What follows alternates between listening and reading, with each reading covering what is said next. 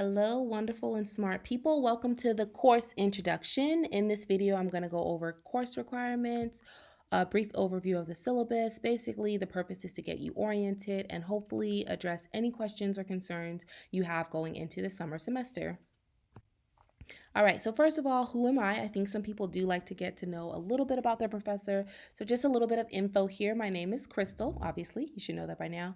I recently just finished my PhD in developmental psychology with a minor in community psychology. I currently teach, I conduct research. My research is on positive youth development as well as racial socialization. And then in addition to that, I'm a program evaluator. So I do evaluation and consulting for lots of different organizations.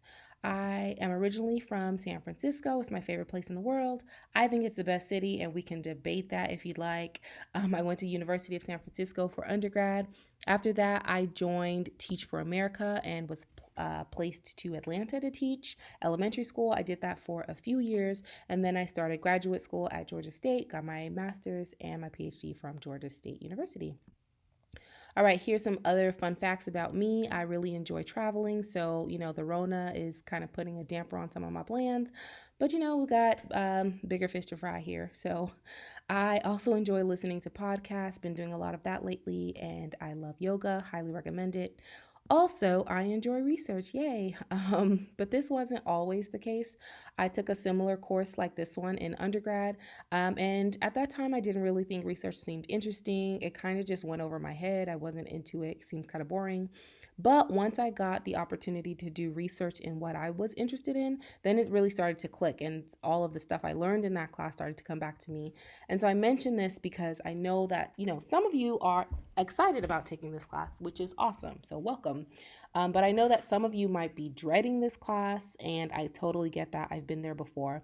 Just keep in mind that, this is an intro class, and so we'll cover the basics, and you might not be able to apply it just yet, but a lot of what we learn in this class is foundational to other things. So that brings me to this question: why study research methods and stats? So, few reasons. One is to better understand scientific claims that you hear every day. And this first point is really interesting. And, at the very least, I hope that this is what you can take away from this course. Every day we come across claims out there, studies show this, research shows that.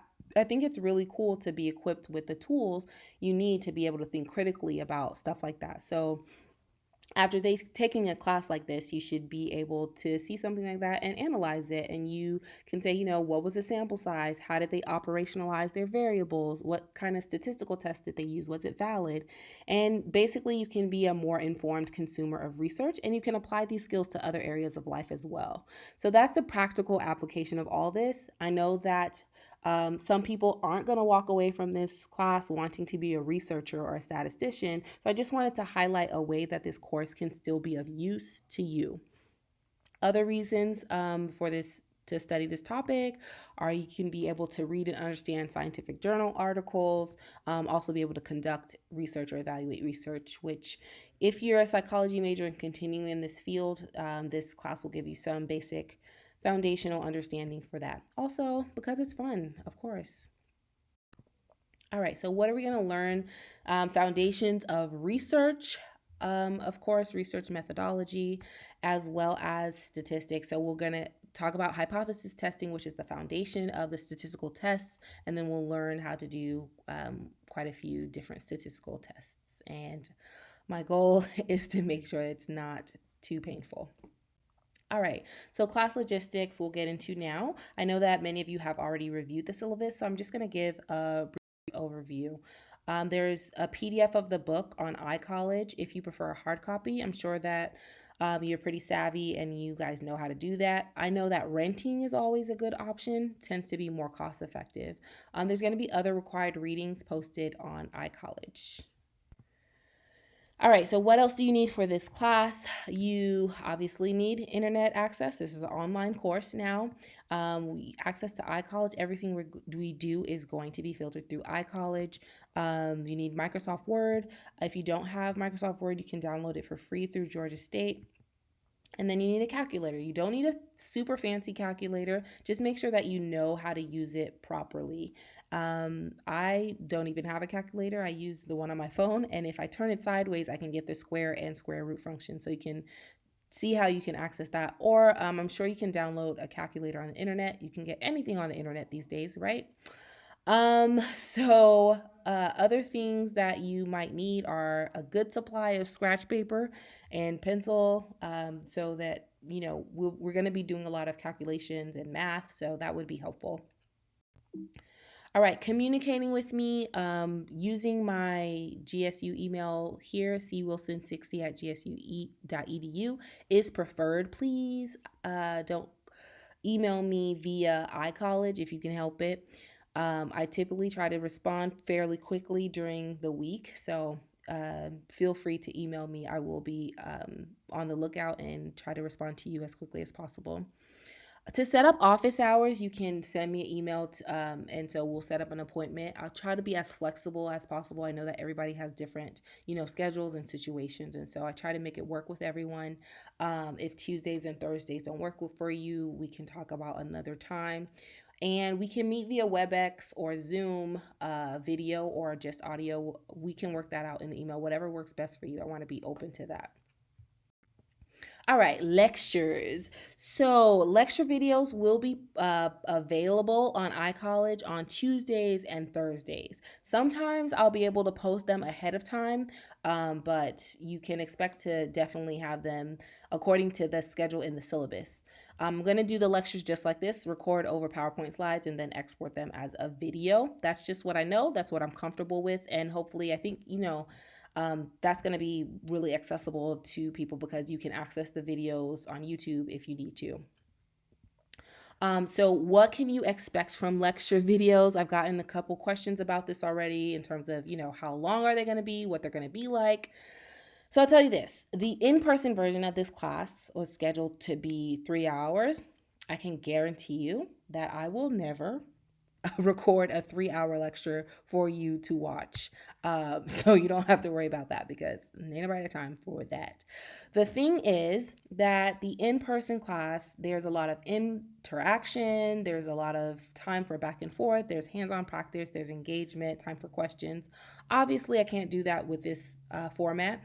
So the lecture videos will be shorter. I can't say how long exactly, but I'm going to do my best to keep them really concise.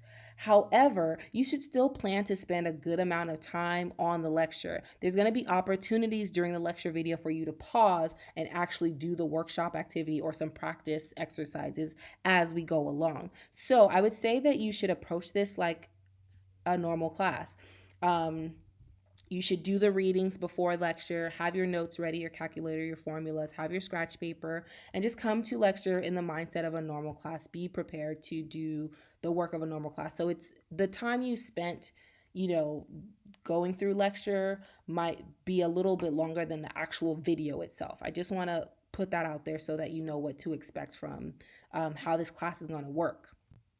All right, let's get into juicy stuff about the course components. So we have quizzes and workshops, which are more of, practice and review for what you learn. And then we have 3 tests and a final exam, which is the assessment component of the course. So first, readings and quizzes. The topics of this class are broken down into 2 categories. We have methods and we have statistics. The methods sections or the methods topics are usually covered in the book, while the stats topics are covered in readings that will be posted on iCollege. Sometimes those will include videos as well. So that's that. The quizzes are to help you digest what you're reading and learning. So quizzes are multiple choice, open book, open note, unlimited time. You can take 3 attempts. So if you take one and don't do so well, you can take it again. Most of the quizzes are made from a question pool. So if you take it again, if you do a different attempt, you will probably get a different set of questions. This, I think, is a good thing because then you're exposed to more ways of reviewing what you're learning. The quizzes are due the day after the lecture, but they're all available right now. So they're all available ahead of time. You could access them ahead of time. You have plenty of time before the due date to do them. So there's 15 quizzes total. only 10 of them will count towards your grade. Your lowest 5 will be dropped. So if you miss a few here and there, if you forget, or if you don't do so well on a quiz, it's not a big deal. Just make sure you don't miss or fail too many of them because there are no makeups. All right, so let's talk about the workshops. I've already gotten some questions and concerns about this, so hopefully this will clear all of that up. So workshops are exercises and activities that are intended to be done during the lecture. If we were in an in-person class, we would be doing workshops as we go along throughout the lecture. Like maybe in the middle of a lecture, we have a workshop. At the end of the class, we'll have a workshop. And you would literally just turn in your sheet of paper. So ideally, that's kind of what you want to do here. You want to, as you watch the lecture video, the workshop will show up in the lecture video. I'll tell you to pause and do the workshop. And so you want to do that for each lecture. But for the class, you're only going to submit 4 of the workshops, and I'll tell you why in a second. So the way that you submit is you go on iCollege, you click on assignments, and you'll be able, for each workshop, there's a Microsoft Word document that you can download, complete the workshop, and then upload or submit your document to the appropriate folder. And that's important too. Make sure you're submitting it to the correct folder. So you only so this process is a little tedious. It definitely takes a lot more effort, right? Than if you were just doing the assignment in class, you would just hand in your paper. So that's why I'm only having you submit 4 of them, and you can decide which ones you want to submit. That's totally up to you. Now, some of the workshops, like when we get to statistics, have math calculations involved that you'll be doing by hand on a piece of paper, and it might be a little tedious to transfer that to the Word document. In that case, you can decide maybe not to submit those kinds of workshops, or you can scan your paper or take a photo of your paper and upload that if that's easier for you. But just make sure that it's very legible and very clear. Otherwise, it won't be graded. I try to set up the Word document so that it's easy to put in your answers. So, keep that in mind too. I try to make this as painless as possible and have you only submit 4 so you don't have to do this, process twice a week if you don't want to. All right, so you're only submitting 4 workshops. There's no makeups. If you submit a workshop and you maybe get a low score on it, you can just submit another one to replace that low score. There's only 4 of the workshops are going to count towards your grade, no matter what. So they're each worth 25 points for a total of 100 points of your grade. This is the rubric that will be used to grade the workshops. I don't know if you can see, it's kind of showing up blurry for me. So anyway, it's just loosely based on the number of correct answers you get. Workshops are not made for like some strict assessment. I'm not grading them very strictly. They're really intended for practice and application. So but you want to do well on them because that's an indication of how well you understand the material. All right, so now on to the tests. There will be 3 tests. They're 50 points each. All of 3 tests are going to count. They're going to be on iCollege, and it's a similar process as taking the quiz. There's going to be, when it's time for the test, you'll see a tab on the top menu bar that says test, and then you'll click up there to start the test on iCollege. It's timed. So you only there's an hour. It's timed for an hour each test with a 15-minute grace period. And the tests are available for 24 hours. So you see the schedule on your syllabus. The tests are available from 12 a.m. All the way until 11:59 p.m. So the whole day. So make sure you plan accordingly. Find a time where you can sit down and actually take the test because, again, it is timed. If you miss a test, you can make up 1 test on one day. So there's a test makeup day. It's July 28th. And so on that day, you can make up a test if you've missed it for some reason. All right, so for the test, you will likely need calculator, scratch paper, something to write with, and your formula sheet. There's a formula sheet on iCollege in multiple places. You'll need the formula sheet for test 2, test 3, and for the final exam. You shouldn't need it for the first test. So, there's that. But yeah, just so when you're taking the test, just make sure you have a prepared environment, that you have, everything you need with you because, again, it is timed. All right, so the final exam is cumulative, covers everything we've learned over the semester. It's going to be on iCollege as well in the same fashion. There's no makeups for the final exam. So the final exam is going to be available for 48 hours, so for a whole 2 days. So you can figure out what time works best for you within those 2 days to sit down and take the final exam. It's going to be timed for 1 hour, 30 minutes. A fun thing is if you've have a 90% or higher on each of the 3 tests, you will qualify to opt out of the final exam. So if you have at least an A minus on test 1, test 2, and test 3, then you can decide that you can skip the final exam and it won't count against your grade. Yeah, so that's that on that. Okay, so with some other information here, there is a study guide for all 3 of the tests as well as the final exam. The study guides are all already posted right now. So under syllabus and resources, you'll find those. So I recommend looking at the study outline as we go along. So before the test even pops up, you can start, reviewing and studying as you go along. But that's just my recommendation.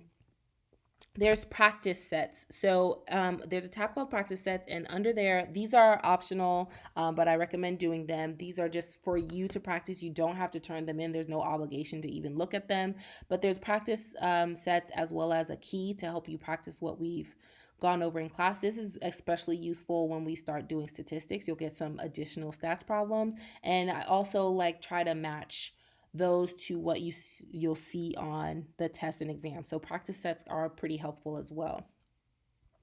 I'm going to post an announcement every week at the beginning of the week, just going over what to expect for that week, what's required of you for that week, and hopefully that should help you to keep you organized and keep you on top of things in this class. You'll see that the course is organized by week. So there's a tab for every week. There's 7 weeks in this course plus the finals week. So under each, you'll find everything that you need for that week. Also wanted to highlight really quick the grades tab. Please make sure that you're keeping up with your grades. If you see something that looks like a discrepancy, let me know as soon as possible so we can address it. And, this will just help keep you up to date with your progress. So grades are updated pretty regularly. All right, so in terms of expectations, what you can expect from me, my goal is to make this class as painless as possible. I know we're all going through a stressful time in the world right now, and even if we weren't, summer classes can be intense. This particular subject can be tough for some people, so I certainly don't want to add any stress on top of that. I've tried to set up the iCollege environment in a pretty user-friendly way. I've tried to front load a lot of the content for you so you have access to what you need. And in general, I'll just do my best to help you be successful. So that's what you can expect from me. Got your back. And what do I expect for you is, meet me halfway with that. Do your best in this class, put forth the effort, be proactive, ask for help ahead of time, stay on top of things, and definitely reach out if you need help. Don't wait till the last minute or, just kind of wallow in being stuck. I can help you get unstuck if you're struggling in this class. All right, so that's the end of this. Send your questions to cwilson60@gsu.edu, and I'll get back to you as soon as possible. If you need clarification on anything, I'm happy to help. And yeah, have a happy semester.